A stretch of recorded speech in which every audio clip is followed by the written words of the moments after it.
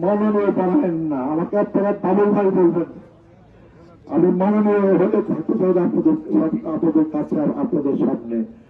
আমাকে আপনারা অনেক মহব্বত করেন, অনেক সম্মান করেন, অনেক ভালোবাসেন। সেই মহব্বত, সম্মান, ভালোবাসা দিয়ে আপনারা আগে আমি আপনাদের প্রিয় বাবুল ভাই ছিলাম, আমি আপনাদের প্রিয় বাবুল ভাই হিসেবেই আমি থাকতে চাই। যতদিন আল্লাহ পাক আমাকে রাখবেন আমি থাকতে চাই প্রিয় বাবুল ভাই হিসাবে। আর আমার কথাবার্তা, আচার আচরণে আমার অনেক অনেক দোষ থেকে আমার নিজের আমার ছিল, অনেক ছিল। আমি চেষ্টা করবো আমি নিজেকে আরো বদলাইতে, আমি চেষ্টা করবো নিজেকে আরো বেশি করে বদলাইতে। আল্লাহ আমাকে যে সম্মানটা দিল, এই সম্মানটা পাওয়ার পর আমি যদি নিজেকে বদলাইতে না পারি, আমার আচার আচরণ দিয়ে মানুষকে যদি আরো বেশি করে আমি যদি সন্তুষ্ট করতে না পারি, আল্লাহকে যদি সন্তুষ্ট করতে না পারি, তাহলে তো মানুষ আমাকে প্রশ্নবিদ্ধ করবে। আল্লাহ কাছে আমাকে চাপ চিন্তা করতে হবে আর কি। তাহলে আমি নিজে বদলাবো।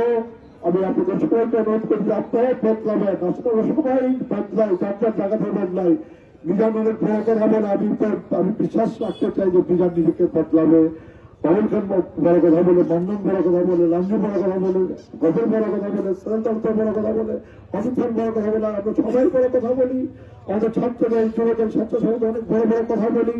কিন্তু আমরা যেন সবাই এই বড় বড় কথাগুলো বাস্তবায়নের জন্য আমরা সবাই যেন যার যার লেভেল থেকে যেন আমরা নিজেদেরকে বদলাই, আমরা নিজেদেরকে বদলাই।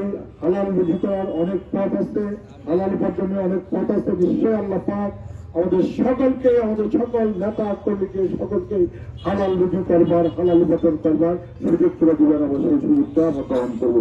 কিন্তু অবৈধ পন্থায়, হারাম পন্থায়, অনৈতিক পন্থায় জোর জবরদস্তি করে, দুর্নীতি করে কোন অর্থ বৃত্তের মালিক যেন আমরা কেউ যেন বাজারগুলি যেন কেউ যেন হইতে না চাই।